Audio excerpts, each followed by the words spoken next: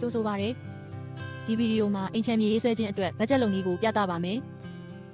ဒီကျွမ်းကျင်မှုတွေကိုတင်ယူခြင်းဖြင့်တင်သည်အချိန်မီငားငွေကိုပေးဆောင်နိုင်ပြီးအိမ်သုံးဆွဲမှုများကိုဖုံးလွှမ်းနိုင်ပြီးအခါအားလျော်စွာဖြစ်ပေါ်လာသောအသုံးစရိတ်များကိုစီမံခန့်ခွဲနိုင်သည်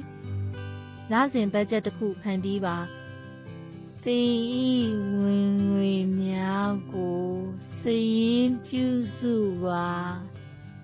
ထို့နောက်လျှက်စစ်ရေးဓာတ်ငွေနှင့်အခြားလိုအပ်သောအသုံးစရိတ်များဥပမာအစားအသောက်နှင့်တည်ယူပို့ဆောင်မှုများကိုထည့်ပါတင်ဤအသုံးစရိတ်များကို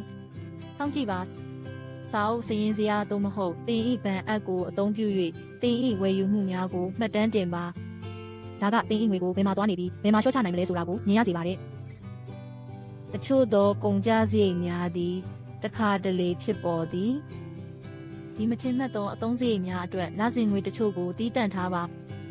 ငွေငယ်တစ်ခုကအချိန်တွင်အကြီးအကျယ်ကွာဟမှုတစ်ခုကိုဖန်တီးနိုင်သည်ငားငွေချေမှုရက်ကိုသတိပေးချက်များထားပါအချိန်မီသို့မဟုတ်အမြန်ဆုံးပေးဆောင်ပါငွေပေးချေမှုလုပ်ရန်စိုးရိမ်နေပါကတင်ဤအိမ်ရှင်နှင့်ဆက်သွယ်ပါအစီအစဉ်ကစိတ်ဖိစီးမှုကိုလျှော့ချပြီးအိမ်ချမ်းမြေကုန်ကျစရိတ်ကိုကူညီပေးသည်